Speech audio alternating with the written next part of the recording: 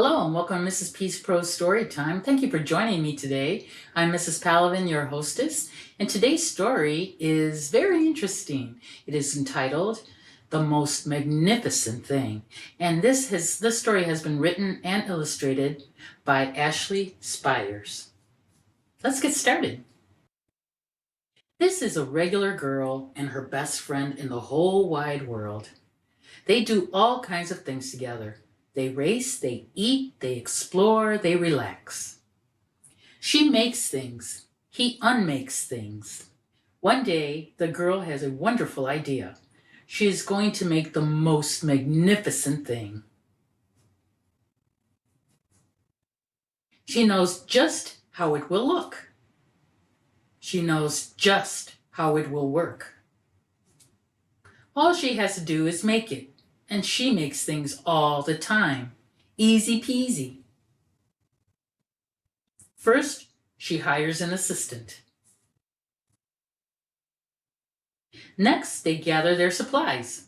They set up somewhere out of the way and get to work. The girl tinkers and hammers and measures, while her assistant pounces and growls and chews. When she is finished, she steps back to admire her work. She walks around one side. Her assistant examines the other side.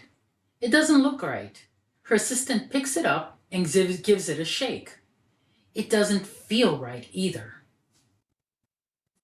They are shocked to discover that the thing isn't magnificent or good. It isn't even kind of sort of okay. It is all wrong. The girl tosses it aside and gives it another go. She smooths and wrenches and fiddles. Her assistant circles and tugs and wags.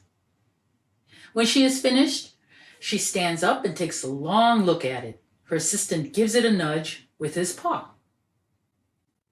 The thing is still wrong. She decides to try again.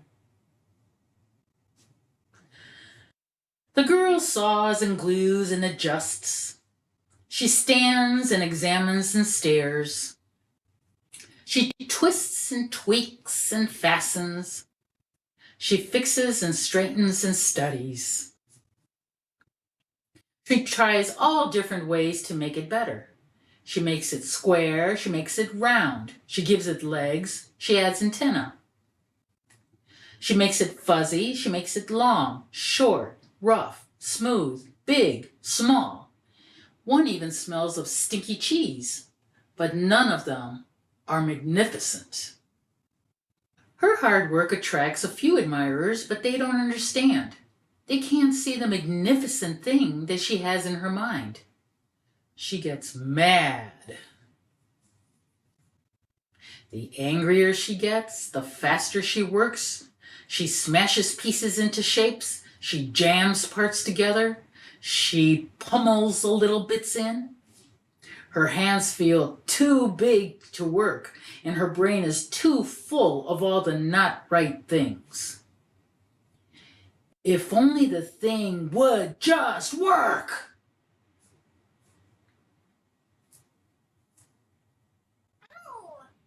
Crunch. The pain starts in her finger. It rushes up to her brain, and she explodes. It is not her finest moment. I'm no good at this. I quit. Her assistant suggests a walk. It's not much help at first. But before long, she starts to feel different. Bit by bit, the mad gets pushed out of her head. As they stroll along, she comes across the first wrong thing she made. The bad feelings are about to start all over again. Then she notices something surprising. There are some parts of the wrong things that are really quite right. The bolts on one, the shapes of another, the wheel to seat ratio of the next. There are all sorts of parts that she likes. By the time she reaches the end of the trail, she finally knows how to make the thing magnificent. She gets to work. She works carefully and slowly. Tinkering, hammering, twisting, fiddling, gluing, painting. Her assistant makes sure there are no distractions. This is the perfect thing to ward off bears. This will stop that leak. This one's all wet. The afternoon fades into evening. Finally, she finishes.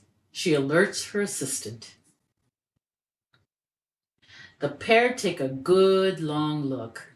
It leans a little to the left, and it's a bit heavier than expected.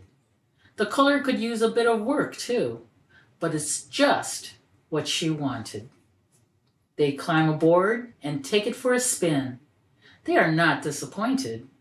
It really is the most magnificent thing. The end.